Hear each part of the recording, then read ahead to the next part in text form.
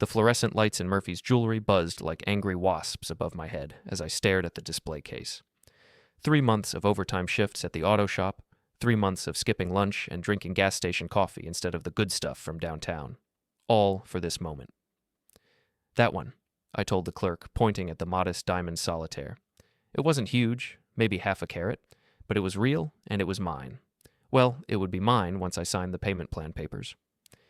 Excellent choice, Mr. Thompson, the clerk said, his smile practiced but genuine. Your girlfriend will love it. My girlfriend. Sarah. The woman I'd been dating for 2 years, living with for 8 months. The woman who made me feel like I was auditioning for the role of boyfriend every single day. I signed the papers with hands that trembled slightly. Danny Thompson, 29, auto mechanic, about to propose to the most beautiful woman who'd ever given him the time of day. At least, that's how she made me feel, grateful like I'd won some cosmic lottery just by being allowed to sleep next to her. The ring box felt heavier than it should have as I walked back to my truck. Tonight was the night. Sarah's friend Jennifer was throwing a party at her place, and I'd already talked to Jennifer about the plan. She'd make sure everyone was watching when I dropped to one knee. I practiced the speech during the drive home, my voice echoing in the empty cab of my Ford pickup. Sarah, you're the most amazing woman I've ever met. You make me want to be better than I am. Will you marry me? Simple. Honest. From the heart.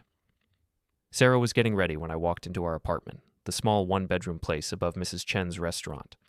The smell of garlic and soy sauce always clung to everything, but the rent was cheap, and Sarah said it would do for now. You're late, she called from the bathroom, where she was applying makeup with the precision of a surgeon. Jennifer's party started 20 minutes ago. Sorry, babe. Had to finish up a job at the shop. She emerged wearing a black dress that probably cost more than I made in a week. Sarah worked in marketing at a tech startup downtown, and she dressed the part. Everything about her was polished, from her perfectly straightened blonde hair to her manicured nails. How do I look? She asked, doing a little spin. Beautiful, I said, and meant it. She always looked beautiful. Sometimes I wondered what she saw in a grease monkey like me. The ring box burned like a coal in my jacket pocket during the drive to Jennifer's house. Jennifer lived in the nice part of town, where the houses had 2-car garages and landscaped front yards. Sarah always got quiet when we drove through neighborhoods like this, her eyes taking in every detail. Jennifer's doing well for herself, she murmured as we pulled into the driveway behind a BMW. Yeah, she is. Her boyfriend bought her that car, for her birthday last month. I knew. Sarah had mentioned it 3 times since then, always with that wistful tone that made my stomach clench. Her ex-boyfriend, Marcus, had driven a BMW. Marcus, who showed up in conversations more often than any ex should. Marcus, who apparently had done everything better than I ever could. The party was in full swing when we arrived. Jennifer's living room was packed with Sarah's co-workers and friends, people who wore expensive clothes and talked about wine like it was high art. I recognized a few faces, but felt like an outsider, as usual. Danny. Jennifer spotted us first, her voice bright with artificial cheer. So glad you made it. She gave me a meaningful look. She knew about the ring, about the plan. We'd rehearsed this moment over the phone yesterday. Can I get you guys drinks? She asked. Wine for me, Sarah said. Something good, not the cheap stuff. Beer's fine, I said. Jennifer disappeared into the kitchen, and Sarah immediately gravitated toward a group of her coworkers. I followed, feeling like a dog trailing after its owner. Sarah! A woman named Amanda air-kissed her cheek. You look amazing. That dress is gorgeous. Thanks, I got it at that boutique downtown. The one Marcus used to take me to. There it was. 5 minutes into the party, and Marcus had already made his appearance. I excused myself to find the bathroom, really just needing a moment to collect myself. The ring box felt like it weighed 10 pounds. In the hallway, I pulled it out and opened it, staring at the diamond that had cost me 3 months of my life. It would be enough. It had to be enough. When I returned to the living room, Jennifer caught my eye and nodded. Time to do this. Hey everyone, Jennifer called out, tapping her wine glass with a spoon. Can I get your attention for a second? The room quieted down, conversations trailing off as people turned to look. Sarah looked confused, glancing between Jennifer and me. My heart hammered against my ribs as I reached into my jacket pocket. This was it, the moment that would change everything. I dropped to one knee in the middle of Jennifer's living room, surrounded by a dozen people with their phones already out, recording. Sarah's hand flew to her mouth, her eyes wide. Sarah, I began, my voice steadier than I'd expected. You're the most amazing woman I've ever met. You make me want to be better than I am. I pulled out the ring box and opened it. The diamond caught the light, throwing tiny rainbows across the walls. Will you marry me? The room was dead silent. Sarah stared down at the ring, and for a moment, I thought she might cry. Happy tears, the kind you see in movies. Then she sighed. Oh, Danny. Her voice was flat, disappointed. She picked up the ring, holding it up to the light like she was examining a piece of questionable fruit. This is really small. Someone coughed. I heard Jennifer whisper, "Oh my God." Sarah continued, her voice growing louder, more confident. I mean, it's sweet that you tried, but if my ex were here, he would have bought me a diamond ring. A real one. This looks like something you'd get from a vending machine. Laughter. Actual laughter from someone in the crowd. My face burned like I'd been slapped.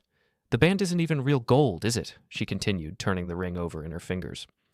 Marcus always said you should never cheap out on jewelry. It's supposed to represent how much you value someone. I was still on one knee, frozen in place like a statue. The room spun around me, voices blending into white noise. Someone was recording this. This moment of complete humiliation was being captured for posterity. I stood up slowly, my legs unsteady. Without a word, I took the ring from Sarah's fingers and closed the box with a sharp snap. Danny, wait, Sarah started, but I was already walking away. I pushed through the crowd, past the shocked faces and whispered conversations. Jennifer tried to stop me at the door, her face pale with horror. Danny, I'm so sorry. I had no idea she would... It's fine, I said, though my voice sounded like it was coming from someone else. I drove home in silence, the ring box sitting on the passenger seat like evidence of my stupidity. Back in our apartment, I sat on the couch and stared at the wall, trying to process what had just happened. Sarah came home 2 hours later, her heels clicking on the hardwood floor. She sat down next to me, her movements careful, cautious. Danny, we need to talk. No, I said. We don't. I know I handled that badly. You humiliated me in front of all your friends. I was surprised. I didn't expect... we never really talked about marriage. I turned to look at her then. Really look at her. What did you expect, Sarah? We've been together for 2 years. We live together. What did you think this was? She was quiet for a long moment. I just thought maybe when you proposed, it would be more, like what I had with Marcus. There it was again, Marcus, the ghost that haunted our relationship. I saved for 3 months to buy that ring, I said quietly. I worked overtime every weekend. I ate peanut butter sandwiches for lunch so I could afford something nice for you. I know, and that's sweet, but it's not enough. It's never enough, is it? She didn't answer, which was answer enough. I stood up, still holding the ring box. I'm going to return this tomorrow. Danny, don't be dramatic. We can work this out. But I was already walking toward the bedroom, toward the dresser where I kept my clothes. I pulled out a duffel bag and started packing. What are you doing? Leaving. You can't just leave. This is our apartment. No, I said, stuffing shirts into the bag. This is your apartment. It always has been. I've just been paying half the rent. She followed me around the room as I packed, her voice rising with each word. You're being ridiculous. So what if the ring was small? We can exchange it for something bigger. I stopped packing and turned to face her. With what money, Sarah? I spent everything I had on that ring. Everything. Well, maybe if you had a better job. Like Marcus. She fell silent, her cheeks flushing red. That's what this is really about, isn't it? I continued. I'm not Marcus. I don't drive a BMW or wear expensive suits or take you to fancy restaurants every weekend. I'm just a mechanic who was stupid enough to think that might be enough. That's not fair, isn't it?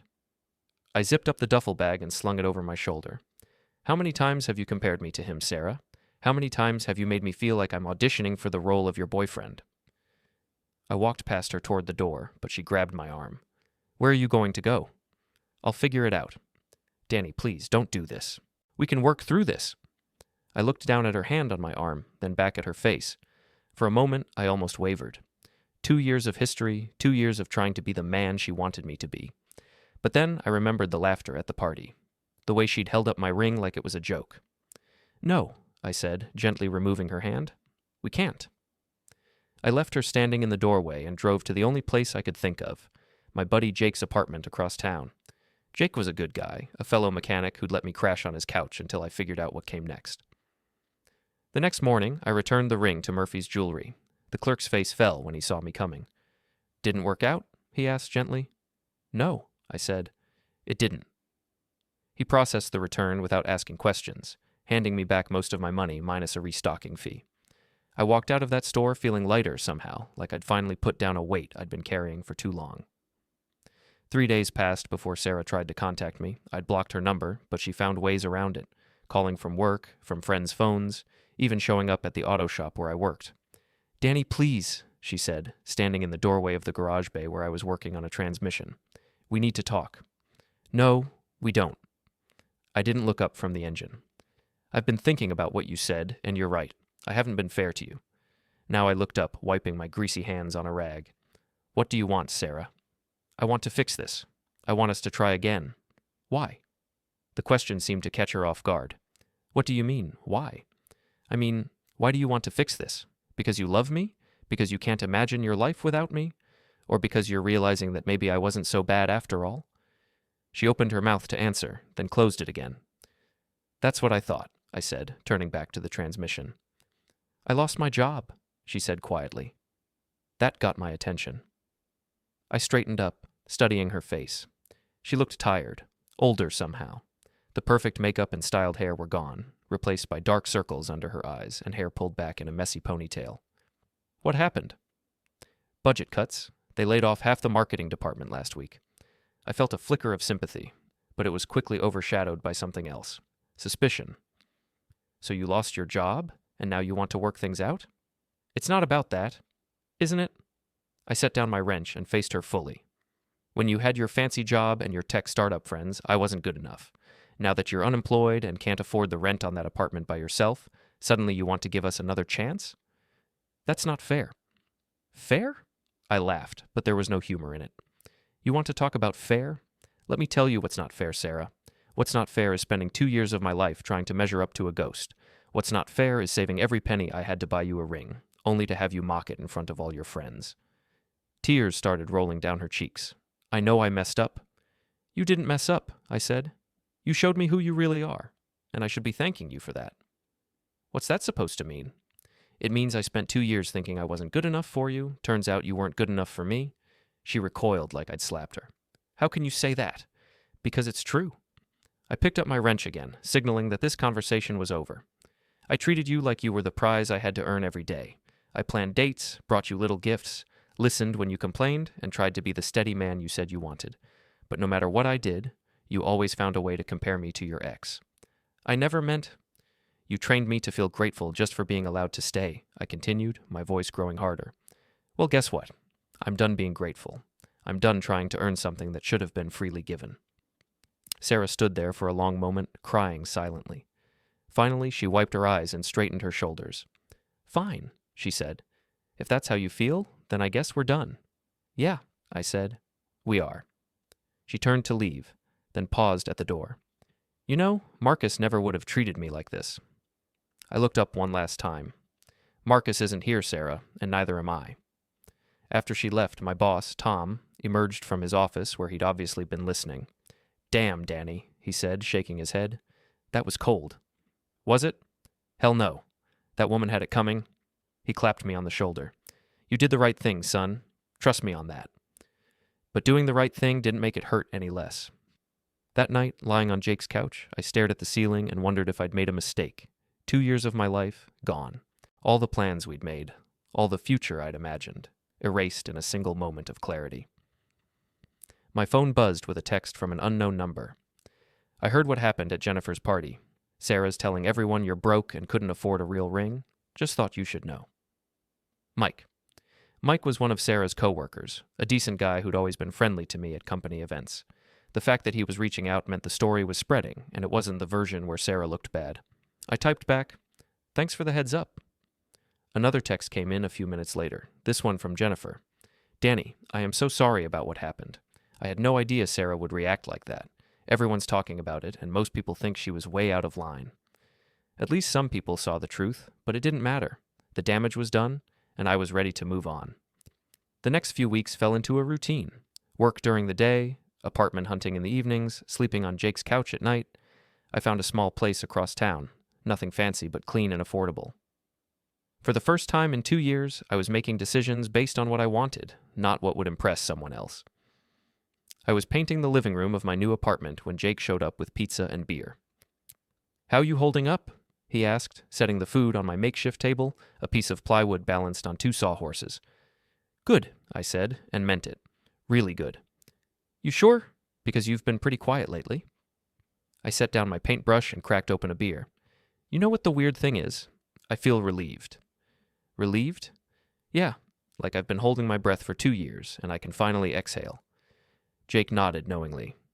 "I never liked her, you know." "You never said anything." "Wasn't my place.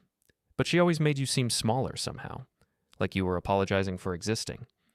He was right. I had been apologizing for existing, trying to make myself worthy of someone who would never see me as an equal. "What are you going to do now?" Jake asked. "Live my life," I said. For me, this time.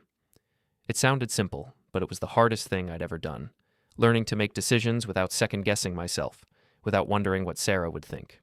Learning to believe that I was enough, just as I was. 3 months later, I was a different man. I'd gotten a promotion at work. Tom made me assistant manager, recognizing skills that Sarah had always dismissed. I'd joined a softball league, something I'd wanted to do for years, but Sarah had thought was juvenile. I was dating again, nothing serious, just enjoying the company of women who seemed to actually like spending time with me. That's when Sarah called. I almost didn't answer. I'd unblocked her number weeks ago, figuring enough time had passed that it didn't matter anymore. But curiosity got the better of me. "Hello? Danny?" Her voice was shaky, uncertain. "It's me." "I know. I need to talk to you. Can we meet somewhere?" "What for?" "Please. Just please." Against my better judgment, I agreed to meet her at a coffee shop downtown. Neutral territory, public place, easy to leave if things got uncomfortable. She was already there when I arrived, sitting in a corner booth with her hands wrapped around a cup of coffee like she was trying to warm herself. She looked different, thinner, paler, like the polish had been stripped away to reveal something more fragile underneath. "Thanks for coming," she said as I sat down across from her. "What do you want, Sarah?" She took a shaky breath. "I wanted to apologize. Really apologize, not just say I'm sorry because I want something from you." I waited, saying nothing. "I've had a lot of time to think about what happened between us," she continued. "About the things you said. You were right about everything." "Was I?" "I did compare you to Marcus constantly. I did make you feel like you had to earn my love every day, and I did humiliate you at that party in the worst possible way." She was crying now, tears streaming down her face without any attempt to wipe them away. "I don't know why I did those things," she said. "Maybe because Marcus made me feel small, so I needed to make someone else feel smaller. Maybe because I was scared of being happy with someone who actually treated me well. I don't know." "What happened to Marcus?" I asked. She let out a bitter laugh. "He's married. Has been for 6 months. To his secretary, if you can believe that cliche. I found out through Facebook." So the ghost that had haunted our relationship had moved on, leaving Sarah to face the reality of what she'd thrown away. "I'm sorry," I said, and meant it. "Are you? Really?" "Yeah. I know what it's like to have someone make you feel like you're not enough." She flinched at that, understanding the implication. "I lost everything," she said quietly. "My job, my apartment, most of my friends. Jennifer won't even return my calls anymore." "I'm sorry to hear that." "Are you happy?" she asked suddenly. "Without me, I mean?" I considered the question seriously. "Yeah, I am." "Good." She wiped her eyes with a napkin. "That's good. You deserve to be happy." We sat in silence for a few minutes, the weight of 2 years settling between us like dust. "I should go," I said finally. "Danny?" I paused, half standing. For what it's worth, I loved you. I know I had a terrible way of showing it, but I did love you. I looked at her for a long moment, seeing not the woman who had broken my heart, but the broken woman she'd become. "I know," I said, "and for what it's worth, I forgive you." I left her there in the coffee shop and walked out into the afternoon sun, feeling lighter than I had in months. It was over. Really, truly over. No more anger, no more resentment, just the clean slate of a life lived for myself. 6 months after that meeting in the coffee shop, I was living a life I barely recognized as my own. The promotion at work had led to another promotion, and I was now managing my own bay with 3 mechanics under me. I'd moved into a bigger apartment, bought a new truck, and started taking evening classes in business management. But the biggest change was Lisa. I met her at the softball league. She was the scorekeeper for another team, a kindergarten teacher with dark hair and green eyes who laughed at my terrible jokes and never once mentioned an ex-boyfriend. Our first date was dinner at a local diner, nothing fancy, and she seemed genuinely happy to be there. "So you're a mechanic," she said, cutting into her meatloaf. "That must be satisfying, fixing things." "It is," I said. "There's something honest about it. A car either runs or it doesn't. You can't fake your way through it." "I like that," she said. "Kids are the same way. They see right through any BS you try to pull." We talked for 3 hours that night, about everything and nothing. She told me about her students, about the little boy who brought her dandelions every morning and the girl who insisted on wearing a superhero cape to class.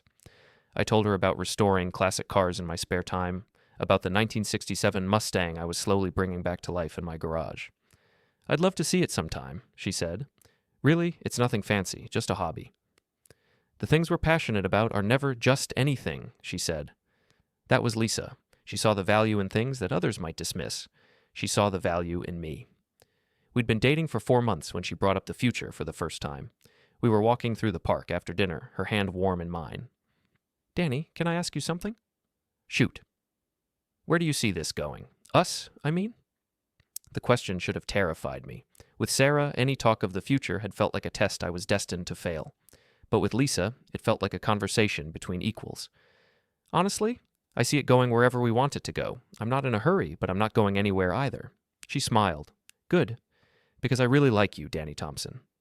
"I really like you too, Lisa Martinez." That night, lying in bed beside her, I thought about the man I'd been a year ago. The man who measured his worth by someone else's approval, who apologized for taking up space in his own life. That man felt like a stranger now. My phone rang at 7 the next morning. Unknown number, but I answered anyway. "Danny?"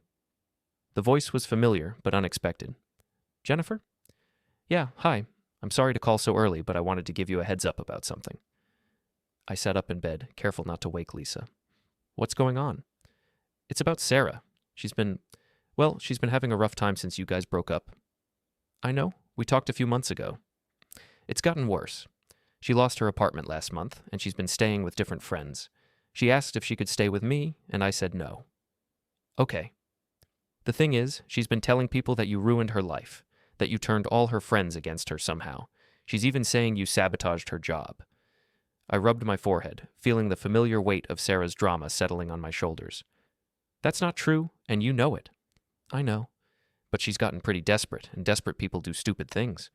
I just thought you should know in case she tries to contact you." "Thanks for the warning." "Danny, for what it's worth, I'm glad you got out when you did. She's not the person I thought she was." After Jennifer hung up, I sat in the quiet of my bedroom, watching Lisa sleep. Her face was peaceful, free of the tension that had always seemed to hover around Sarah.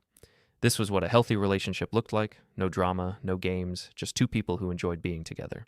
I made coffee and was reading the newspaper when Lisa emerged from the bedroom, wearing one of my t-shirts and looking adorably rumpled. "Good morning," she said, kissing my cheek. "Morning, beautiful."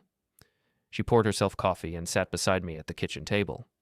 "Everything okay? You look thoughtful." I told her about Jennifer's call, about Sarah's apparent downward spiral.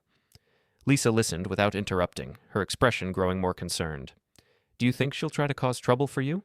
she asked. "I don't know. Maybe." "Are you worried?" I considered the question. A year ago, the answer would have been yes. I would have been terrified of Sarah's potential for destruction, of her ability to make me feel small and worthless. But now? "No," I said. "I'm not worried." "Why not?" "Because she can't hurt me anymore. The worst thing she could do to me was make me believe I wasn't worth loving. I don't believe that anymore." Lisa reached across the table and took my hand. "Good. Because you're worth loving, Danny Thompson. More than you know." 2 weeks later, Sarah made her move. I was at work when Tom called me into his office, his expression grim. "We've got a problem," he said, closing the door behind me. "What kind of problem?" "Someone called the Better Business Bureau and filed a complaint against the shop. They're claiming we overcharged them and did unnecessary work on their car." My stomach dropped. "Who filed the complaint?" Tom consulted the papers on his desk. "Sarah Mitchell says here she brought her car in for an oil change and we talked her into $1,000 worth of repairs she didn't need." "Sarah's never brought her car here," I said. "She drives a Honda Civic that she takes to the dealership for service." "I know that, and you know that, but the BBB doesn't know that. They're sending an inspector next week." I felt the old familiar rage building in my chest, the helpless anger of being attacked by someone who knew exactly how to hurt me. But then I took a deep breath and let it go. "What do you need from me?" I asked. "Nothing. I've got all the documentation I need to prove this is bogus. I just wanted you to know what was happening." "Tom, I'm sorry about this. If you want me to, stop right there," he said firmly. "This isn't your fault, and I'm not about to let some bitter ex-girlfriend mess with my business or my employees. We'll handle this the right way, through proper channels." The BBB investigation lasted exactly 1 day. Sarah's story fell apart the moment they asked for her service records, which didn't exist because she'd never been a customer. The complaint was dismissed, and a note was added to her file about filing false claims. But Sarah wasn't done. The next attack came through social media. She created fake accounts and started posting reviews of the auto shop, claiming we were dishonest and incompetent. She posted on neighborhood forums, warning people to stay away from Danny Thompson and his crooked garage. This time, I fought back. I screenshot every fake review, documented every false post, and compiled a file of evidence. Then I called a lawyer.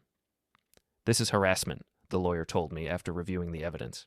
"Clear-cut case? We can get a restraining order and possibly pursue damages." "What would that involve?" "We'd have to prove financial harm to your business, emotional distress to you personally. Given the documentation you've provided, it shouldn't be difficult." I thought about it for a week. The old Danny would have been terrified, would have tried to placate Sarah somehow, would have taken the abuse and hoped it would stop. But I wasn't the old Danny anymore. "Do it," I told the lawyer. The restraining order was granted within a month. Sarah was legally prohibited from contacting me, coming to my workplace, or posting about me online. The judge was particularly unimpressed with the fake business reviews, calling them a malicious attempt to damage someone's livelihood. I thought that would be the end of it. I was wrong. The call came on a Tuesday night in October. I was at Lisa's apartment, helping her grade papers while she made dinner. "Danny Thompson?" The voice was professional, official. "Yes?" "This is Officer Martinez with the city police. We have a Sarah Mitchell here who claims you've been stalking and harassing her. She wants to file a report." I nearly dropped the phone. "That's not true." "Can you come down to the station? We'd like to get your side of the story." Lisa looked up from her papers, concern written across her face. I mouthed, "Police," and she immediately stood up. "I'll be right there," I told the officer.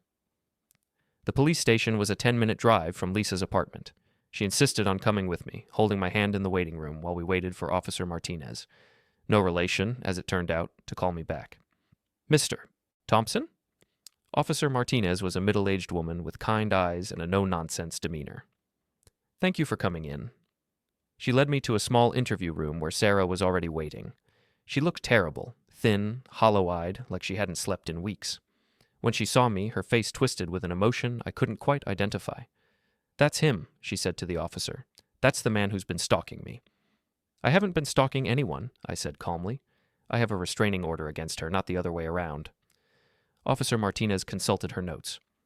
"Ms. Mitchell, you said Mr. Thompson has been following you, calling you, showing up at your workplace?" "Yes.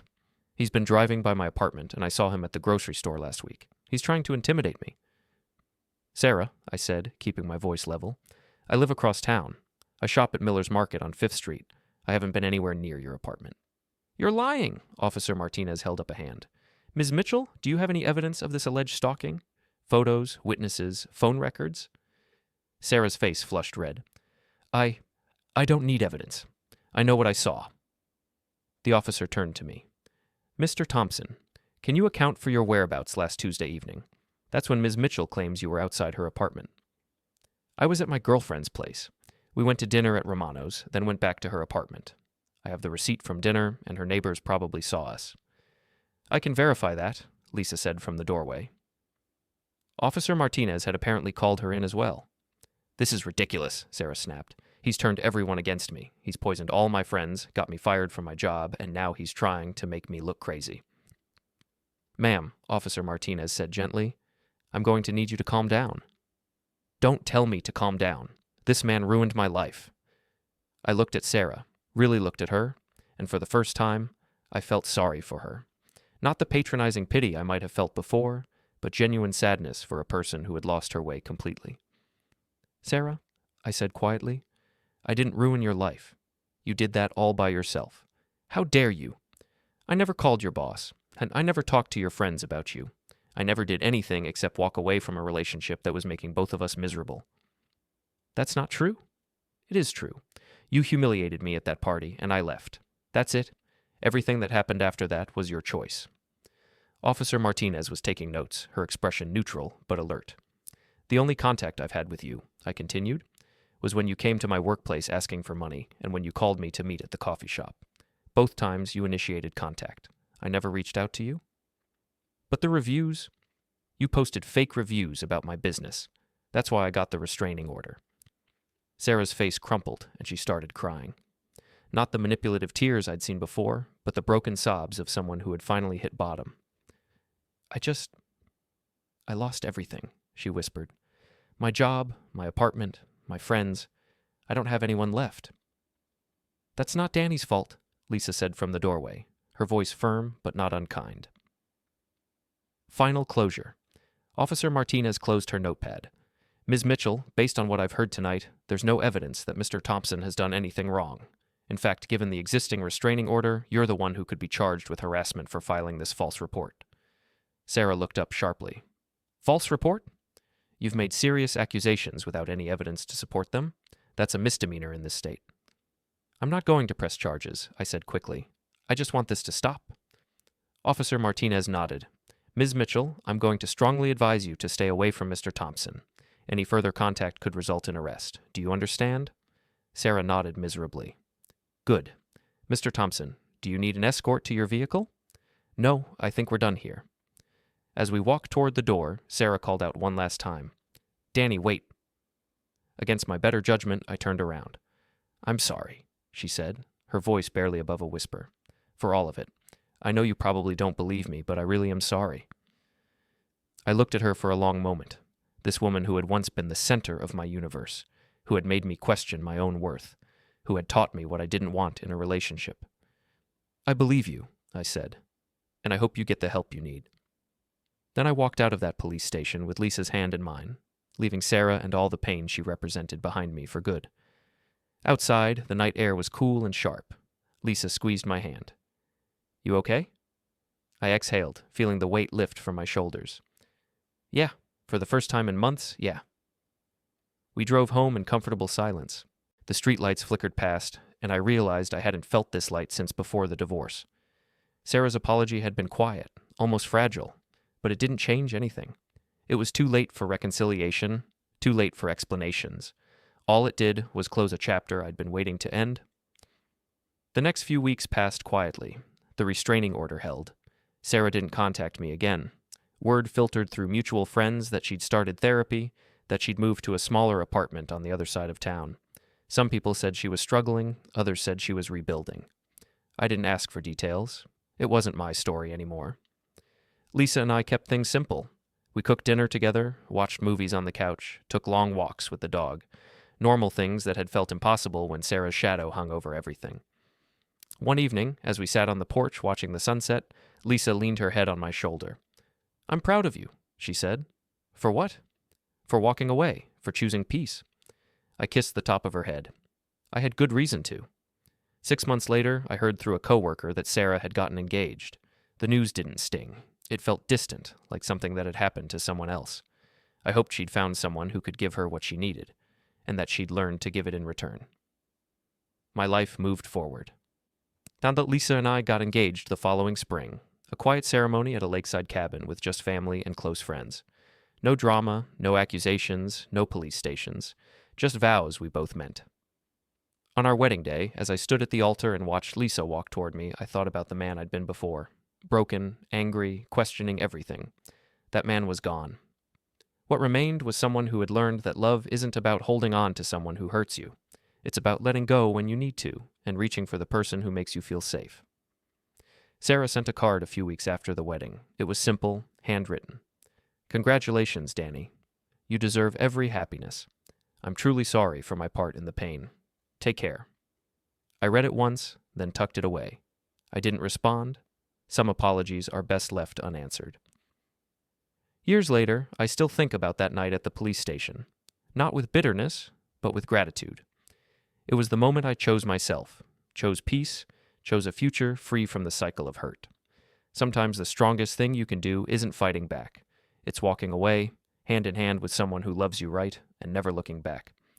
1 year later, I was standing in the jewelry store again, but this time was different.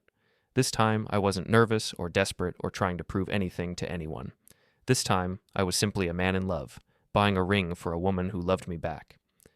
This one, I told the clerk, pointing to a beautiful solitaire diamond, bigger and more expensive than the one I'd bought for Sarah, but not because I was trying to compete with anyone, because Lisa deserved the best I could give her, and I could afford to give her the best. Excellent choice, the clerk said. Your girlfriend has exquisite taste. Lisa had picked it out herself, actually. We'd been ring shopping together, talking openly about marriage and the future we wanted to build. No games, no tests, no comparisons to anyone else's relationship. When are you planning to propose? The clerk asked as I signed the papers. Tonight. I'm taking her to the place where we first met. The softball field was empty when we arrived, the sun setting behind the bleachers where Lisa used to keep score.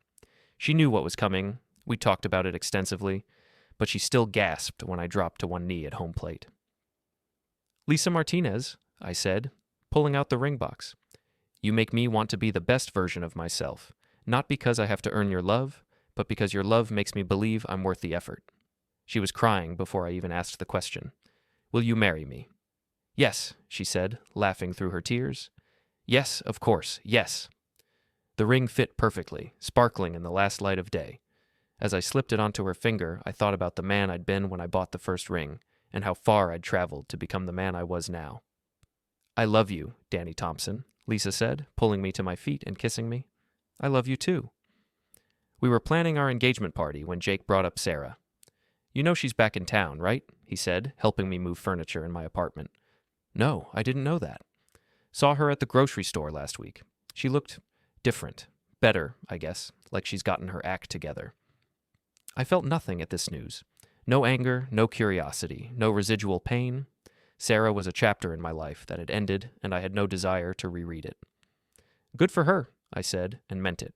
You're not worried she'll try to cause trouble? No, that part of my life is over. And it was. Sarah belonged to the past, to the version of myself that had needed someone else's approval to feel whole.